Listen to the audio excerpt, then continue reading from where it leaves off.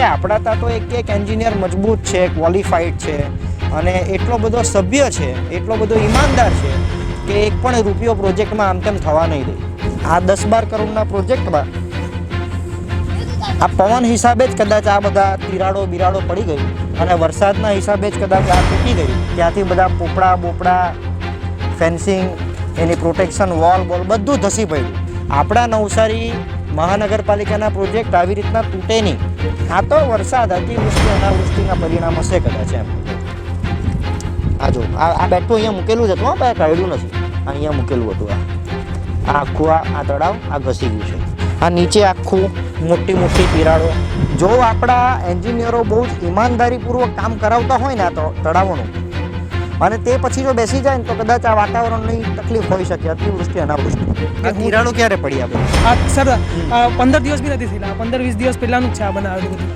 વરસાદ હમણાં 5 દિવસથી ચાલુ થયું ત્યારથી આ તૂટવાનું ઓટોમેટિક બધું ચાલુ થઈ ગયું. આ ભૂવા પડવાનું ચાલુ થઈ ગયા. અહીંયા સર આ પાણી ભરાઈ જાય, કઈ વ્યવસ્થા નથી, આ રસ્તા પર પાણી ભરાઈ જાય, બધું બહુ પ્રોબ્લેમ ફેસ કરતા છે નાગરિક લોકો, લેકિન કોઈ જોવા નથી આવતું. લગભગ 10-15 કરોડ રૂપિયાના પ્રોજેક્ટ ઉપર અત્યારે હું બિરાજમાન છું અને એટલી જોરદાર પવન ફૂંકાય છે કે છત્રી અમારી અત્ર તત્ર સર્વત્ર ગાયબ થઈ ગઈ છે. અને આ 10-12 કરોડના પ્રોજેક્ટમાં આ પવન હિસાબે જ કદાચ આ બધા તિરાડો બિરાડો પડી ગઈ. પવનના હિસાબે જ અને વરસાદના હિસાબે જ કદાચ આ તૂટી ગયું. સળિયાઓ બળિયાઓ બધું બહાર નીકળી ગયા. ત્યાંથી બધા પોપડા બોપડા, ફેન્સિંગ, એની પ્રોટેક્શન વોલ બોલ બધું ધસી પડ્યું. આ ખાલી પવનના લીધે જ કદાચ ધસી પડ્યું છે. આ કદાચ વરસાદના લીધે ધસી પડી છે. બાકી આપણી નવસારી મહાનગરપાલિકાના પ્રોજેક્ટોમાં કોઈ દિવસ આવી રીતના કંજુસાઈ નહીં થાય. આપણા નવસારી મહાનગરપાલિકાના પ્રોજેક્ટ આવી રીતના તૂટે નહીં. આ તો વરસાદ, અતિવૃષ્ટિ અનાવૃષ્ટિના પરિણામ હશે કદાચ એમ. કારણ કે આપણા ત્યાં તો એક એન્જિનિયર મજબૂત છે, ક્વોલિફાઈડ છે અને એટલો બધો સભ્ય છે, એટલો બધો ઈમાનદાર છે કે એક પણ રૂપિયો પ્રોજેક્ટમાં આમ તેમ થવા નહીં દે, કોઈનો પ્રોજેક્ટ બગાડવા નહીં દે. ઇટાળવા તળાવની હાલત આપણે જોઈ છે.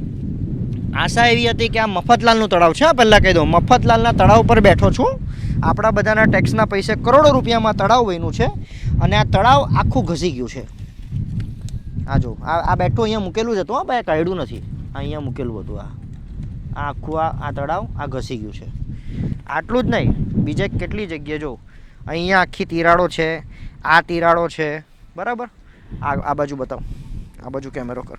આ નીચે આખી તિરાડો, બરાબર. આગળ આવો. આ જો આ નીચે આખું મોટી મોટી તિરાડો, અહીં તિરાડો, બરાબર.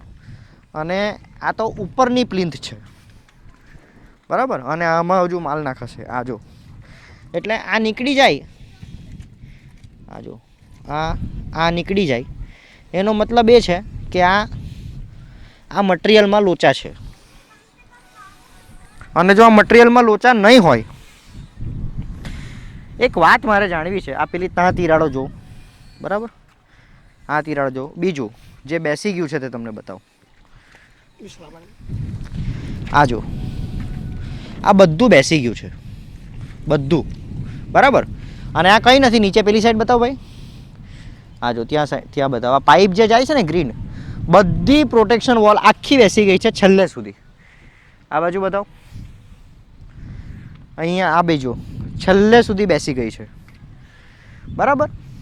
હવે આ બેસી કેમ જાય છે? તો જો આપણા એન્જિનિયરો બહુ જ ઈમાનદારીપૂર્વક કામ કરાવતા હોય ને આ તળાવોનું, અને તે પછી જો બેસી જાય ને તો કદાચ આ વાતાવરણની તકલીફ હોઈ શકે, અતિવૃષ્ટિ અનાવૃષ્ટિ.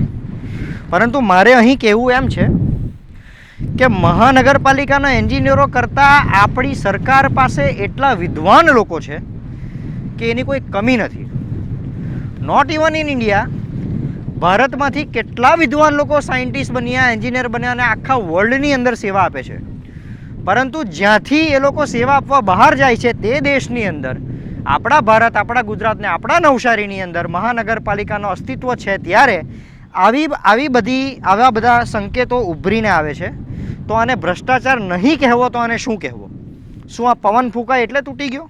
અને બીજી વસ્તુ, કોઈ એમ કહેતું હોય કે હજુ કામ ચાલુ છે કે આવું કઈ રીતના, એટલે આ કઈ પદ્ધતિ છે કામ ચાલુ રાખવાની અને આ કઈ પદ્ધતિ છે કામ કરવાની? શું આપણી એટલા બધા નોલેજેબલ નથી કે આપણે કયો સિમેન્ટ વાપરવો જોઈએ, કઈ રેતી વાપરવી જોઈએ, કયા પથ્થર વાપરવા જોઈએ? હું નવસારીના તમામ બિલ્ડરોને એક સવાલ પૂછીશ, નવસારીના તમામ રિયલ એસ્ટેટ લોકોને એક સવાલ પૂછીશ. એક કંપની છે HM કોન્ટ્રાક્ટર, મહાનગરપાલિકાએ છે ને આ બે છોકરાઓ પાસે શીખવાની જરૂર છે. HM કોન્ટ્રાક્ટર, હિરેન પંસારા અને મુકેશ. આ બે છોકરાઓ આજે તમે સર્ચ કરશો ને તો સૌથી યુવા પેઢીના સારામાં સારા કોન્ટ્રાક્ટરો છે. હું એમ નથી કહેતો કે એ લોકોને તમે પ્રોજેક્ટ આપો, એ લોકો કદાચ તમારા પ્રોજેક્ટ કરે પણ નહીં, કારણ કે તમે જે રીતના કામ કરાવો છો ને એ રીતના કદાચ નહીં કરે ઈમાનદાર માણસ કામ. એ લોકોની પાસે શીખી લેજો, જરાક જાણી લેજો. આપણે નિર્મિતિ કન્સલ્ટિંગ ને આ બધી ફોર્મ વાપરીએ જ છે ને, એ લોકોનો ઉપયોગ કરીએ છીએ ને. પૈસા આપ્યા વગર ખાલી સલાહ લઈ જજો આ બે છોકરાઓ પાસે, કદાચ તમને આઈડિયા આવશે કે આ કન્સ્ટ્રક્શન કરવાના કેવી રીતના. કારણ કે આપણો આટલો મોટો દેશ, મહાનગરપાલિકા, કમિશનરેટ રૂલ, બરાબર છે, આટલા બધા આપણી પાસે કાયદા છે, આપણી પાસે ક્વોલિફાઈડ ટેસ્ટિંગ લેબ છે, બધું જ છે.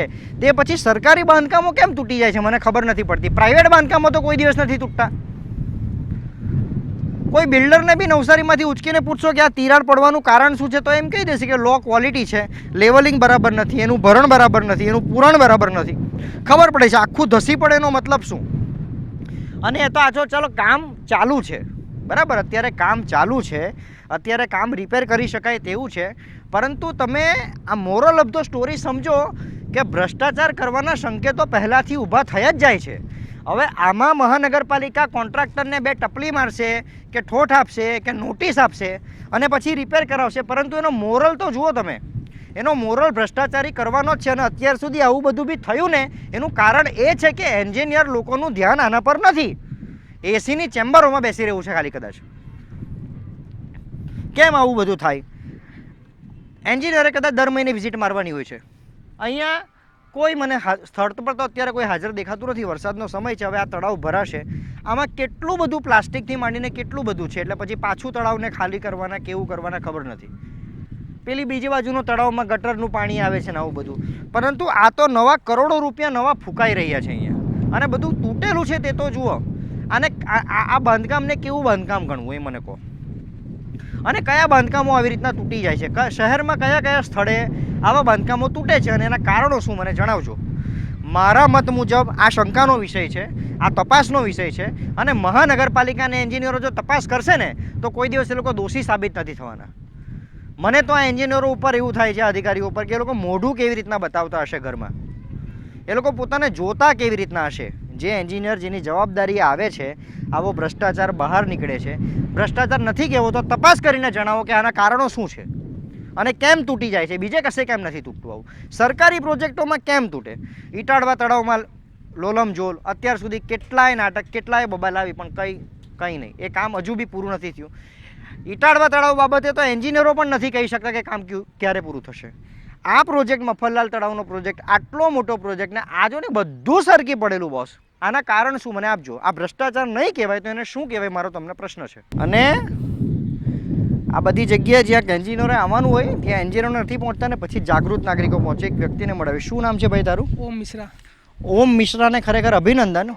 આ તિરાડો ઓમ મિશ્રાએ માગ કરી એના ઘર પાસેથી, અને એને એવું લાગ્યું કે આ મારા ઘર સામે ખરાબ થાય છે ને સરકારનું ધ્યાન દોરવું જોઈએ. કદાચ કીધું હશે. રસ્તાની બી તકલીફ છે? યસ સર, આપણે જરાક જ આપણે આગળ જશું ને ત્યાં આપણે આ જેસીબી ચલાવીને આ કોન્ટ્રાક્ટરે બધું રસ્તા બધું તોડી નાખ્યું ને એ લોકો કંઈ, અને એ જ રસ્તા પર એક છોકરાની હમણાં 2 મંથ પહેલાં ડેથ થયેલી છે ડૂબીને. અને અહીંયા કંઈ સેફટી માટે એ લોકો કંઈ કશું નથી કરતા. એ ખાલી વરસાદ આવ્યું, આ બધા એ લોકોના મજદૂર બી બધા પલાળાતા છે, પણ એ લોકો કોઈ દિવસ જોવા નથી આવતા વરસાદમાં કે હું તિરાડો ક્યારે પડી આ બધી? આ સર તિરાડી આ વરસાદ હમણાં 5-6 દિવસથી જ્યારે વધારે આ સર 15 દિવસ બી નથી થયેલા. 15-20 દિવસ પહેલાંનું જ છે આ બનાવેલું બધું.